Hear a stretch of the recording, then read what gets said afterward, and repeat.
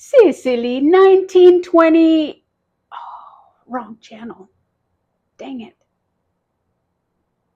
Picture this though. You've been going through some stuff in your life. And let's face it, we all go through stuff. Nobody goes unscathed in this life. But you're going through your stuff and you think that you're playing it off. You think that you are coming across still cool, calm, and collected. Nobody has a clue that you're going through anything, or so you think. And then a friend or a coworker approaches you and they just very casually ask you, "Are you doing okay? I've noticed you've been a little off lately. Is there anything I can do?" And that's it.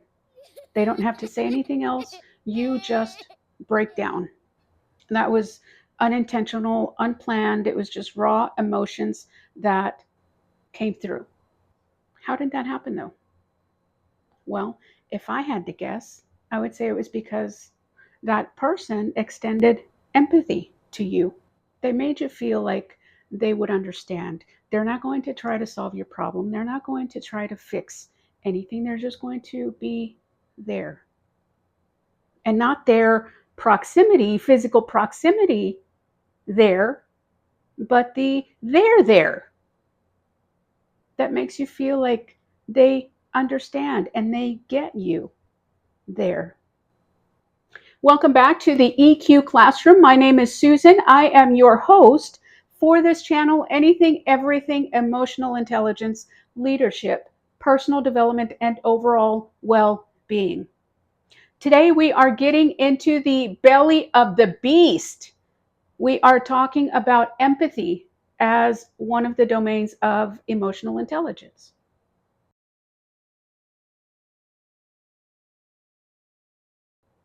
So, what is empathy?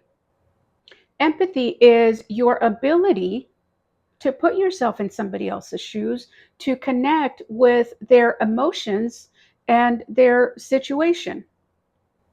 Let's be clear about something though. Sympathy and empathy are not the same thing. Sympathy says, I feel bad for you. It sucks that you're going through that, but I'm not connecting to you at all. I don't want any of that. It says, I feel bad for you from a distance. Empathy, on the other hand, empathy says, I feel it with you. There is that connection when you are extending empathy to someone. You're connecting with that person through emotions, through situation. You are making that intentional effort to try to understand that person from where they are. And the truth is, we're actually wired to be empathetic. We have what have been discovered and they call mirror neurons in our brain. That's when, if you've seen an adult feeding a baby and they're doing the, oh, here comes the airplane, oh, open your mouth, and you see the baby mimicking that person's facial expressions, that is because of mirror neurons. They discovered these in the 1990s and they were observed in monkey behavior and they found it fascinating. They've called it a breakthrough discovery because in observing these behaviors, they were able to yet explain another level of how we engage and how we interact with one another. That's why when you see somebody falling, if you're watching a video and you see somebody falling and getting hurt, oh, that hurt. Or if you're watching a sad movie and you start crying, mirror neurons at work. Or if somebody shares with you and you understand what that feels like afterwards, and you yourself feel lighter, even though that wasn't any of your stuff, that's empathy And those are your mirror neurons at work. Okay, real life here. How many of you have tried to be emotionally self sufficient? I did. I sometimes do. I tried to take care of my own stuff because it was mine. As painful as it was mine. It's mine. You can't have it. I don't want to share it with you. And then I also thought, nobody's going to want to hear my problems because I knew what they felt like. They felt heavy and they felt sticky and they felt burdensome. And it also felt lonely. So I thought nobody's going to want to willingly want to listen to this. So I tried to for a long time. I'll deal with it. If you're familiar with empathy though, you know that empathy is not about taking somebody else's stuff.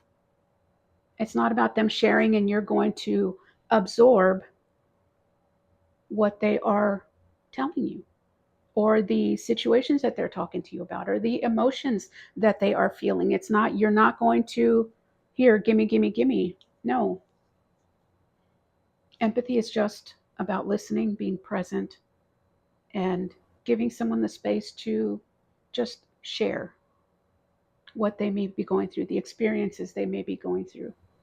There was a time at work and there was a lot going on. A lot of changes, a lot of uncertainty, a lot of insecurity. So it had been causing me stress for some time. And I had started noticing that I would start to feel heavier and heavier and heavier as the days went by.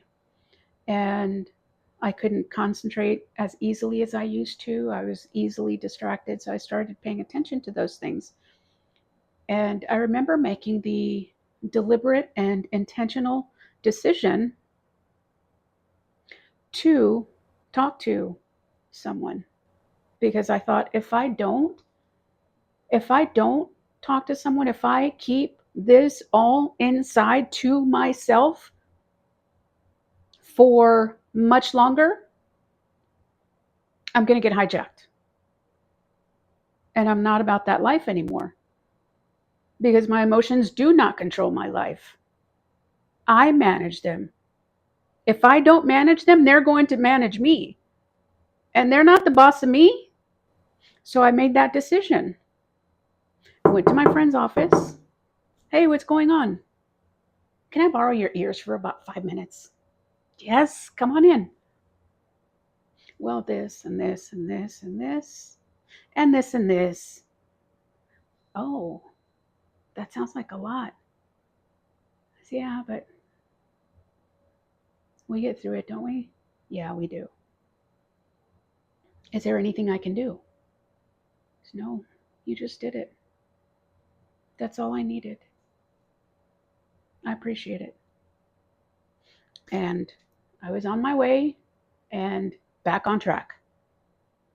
And that's all it took, a 5 minute conversation to get all of this stuff out of my head.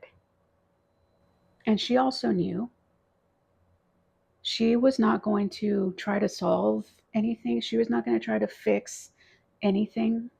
She wasn't going to give me advice because empathy isn't about solving problems. Empathy is about dissolving isolation. Because although, I mean, everybody's experiences are different, everybody is unique. The thing that does connect us all, well, one of,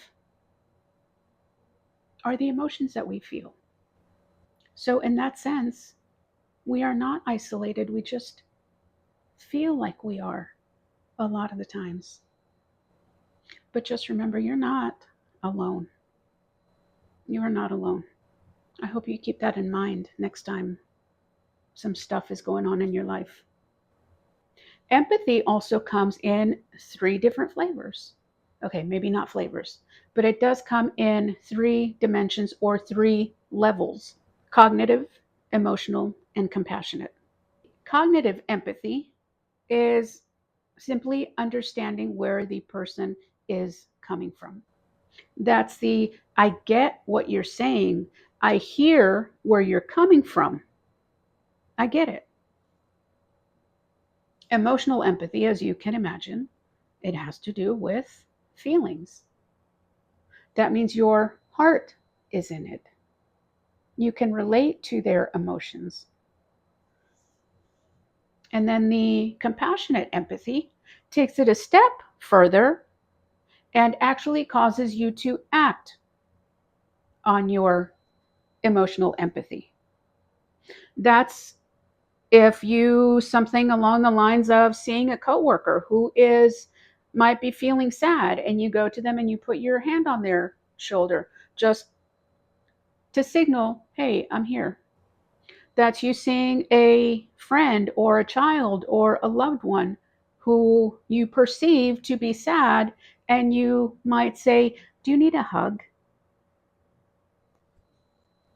So the compassionate empathy caused you to take action when you see somebody in some type of distress. And why do you think empathy matters? Empathy is not just a nice trait. It's not the, oh, she's so nice. Oh, he's so nice. Nope, that's not what it is. Empathy is a necessary skill because it has the potential to touch every single relationship in your life. All of them: personal, professional, intimate, casual. It's a necessary skill. Think about this. Think about a parent child relationship, and we'll look at the empathetic parent versus the parent with no empathy. So, parent child are starting to get into an argument, right? And the child, because they are a child, they don't have a lot of control over their emotions. They're going to let their emotions take off. No, mom, no, dad, you don't understand. The unempathetic parent, lower your voice. No, you're not going to talk to me like that. The unempathetic parent is going to instead try to outvoice the child because they want to win that argument by having a higher voice. My voice is louder, I win. What does that get you? The empathetic parent can hear their child's voice escalating, their emotions flaring. The empathetic parent might pause and think, they're really passionate about this discussion, or they're very passionate about this topic. Maybe I should try to find out why. Because if I was acting like this is why I would be acting like that. Same applies to a romantic relationship with your spouse, with your significant other, with your love interest. Same scenario. Voices start escalating, emotions start flaring, and either you let the emotions run that discussion, or one or both can say, I can see that this is very important to you. How about we discuss it? Think of the different outcome in both of those scenarios: with empathy, without empathy. Which one would you rather have?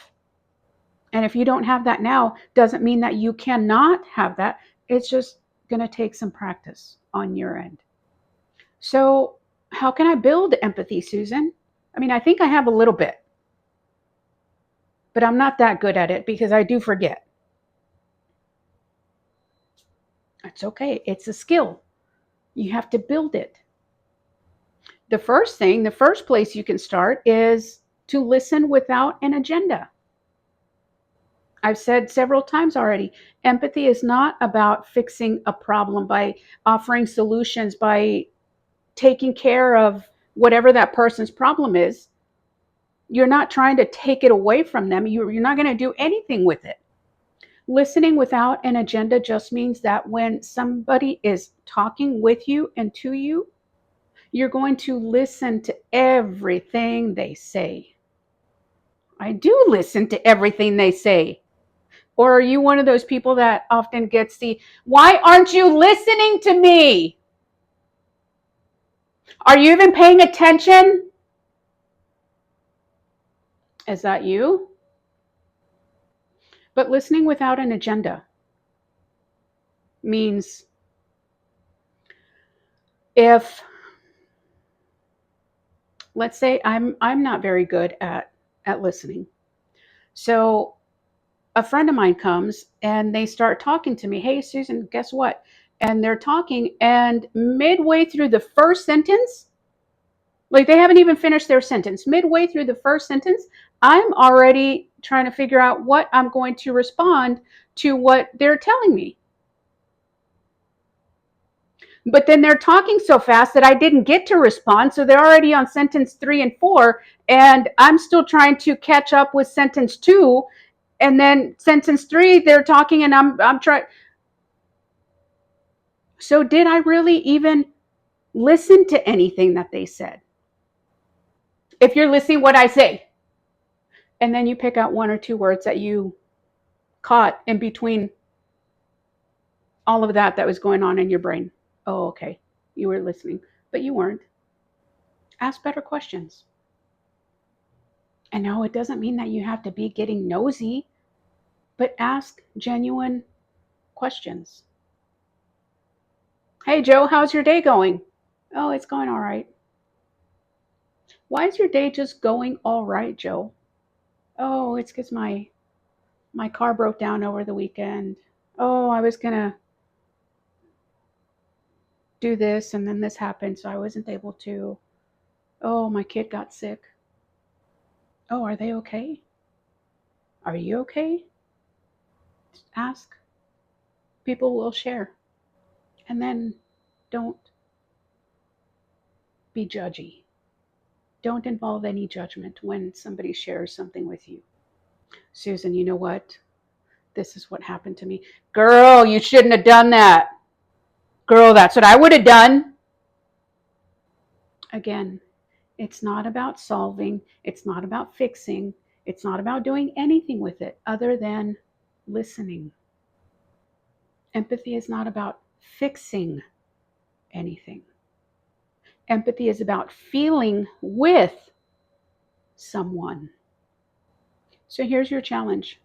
Practice one of those skills with someone, friend, coworker, family member, stranger. And when they are sharing something with you, be fully present. If you catch yourself through one of their sentences where you're already trying to respond and they haven't even finished talking, pause yourself and actually say, you know what? Can you repeat that? I was distracted. Can you repeat what you were just saying? I want to make sure that I hear everything that you have said. Or if someone gives you the, oh, it's okay. Oh, I'm doing okay. Ask better questions. Why? Why is it just okay? And they'll share. Just ask, listen, and be with them. The world doesn't need more opinions. It needs more understanding. So if this resonated with you, will you do the like and consider subscribing to my channel so that you don't miss the videos when I drop them? And drop a comment and share, how has empathy changed or impacted your life? I'd love to hear it. And remember, emotional intelligence isn't just a skill, it is also a way of being and a way of living. And you already know, lead with heart,